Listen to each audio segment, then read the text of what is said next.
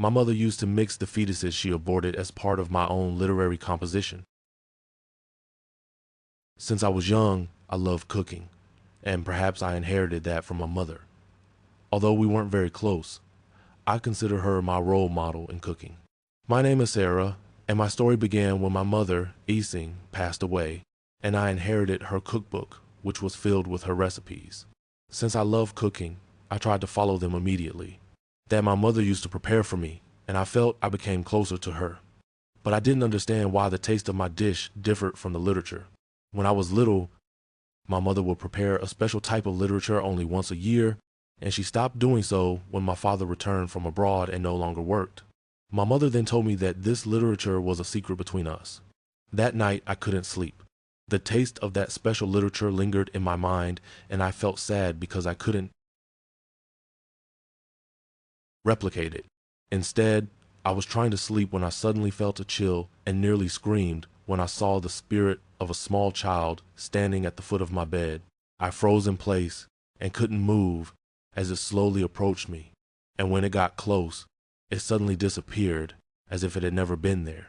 I noticed that I could move again only when I realized my whole body was shaking. We had never encountered any strange phenomena in our home, so I couldn't believe what I saw. I stayed awake all night thinking about what happened.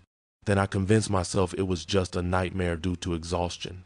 I didn't know of any child who died in our home, and my father hadn't told me. The next day, I forgot about it and continued cooking as usual. I thought of surprising my father because he was still sad about my mother's death. I tried again to prepare the special literature, but I didn't succeed. I wanted my father to taste it, even though it was a secret between me and my mother because he had never tried it before. We hid it from my father. My father, Lulong, was a loving and caring husband, and I found no reason to hide it from him. When I told him about the literature after my mother's death, he wasn't surprised. He said my mother was always secretive. He felt sad that he didn't understand why I had become distant from him after his return. I tried to change the ingredients of the literature to achieve the same taste, but I didn't succeed. While cooking, I suddenly felt a chill behind me. I turned around and saw the same spirit of the child standing at the end of the hallway. At that moment, I realized that what I had seen was not a nightmare. It started to disturb me, so I screamed and ran away. My father calmed me down and asked me to explain what happened.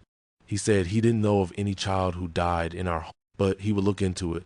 I thanked him for believing me and standing by me. He said there were old things in the garage, and maybe we would find pictures of our ancestors resembling that spirit. I decided to return to cooking to calm down.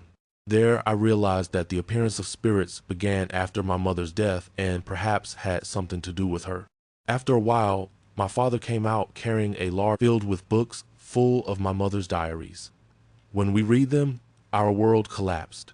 We discovered that my mother had cheated on my father and that she had been pregnant several times and aborted the fetuses before her belly grew to avoid revealing her secret. At that moment, I realized that the spirits appearing to me were the spirits of the children my mother had aborted and that they began to appear after her death. I noticed that my father had become weak and shocked, and it was clear that his world had shattered. Then he gave me another book and warned me. When I read it, I felt nauseous and nearly vomited. My mother used to mix the fetuses she aborted as part of my own. She did that to get rid of the evidence instead of burying or throwing them away. The most horrifying thing was that she used to feed me from it when I was little. I remember well that I ate it several times and enjoyed its taste. To this day, my father and I still carry the weight of those secrets, and now I can't eat any food I haven't prepared myself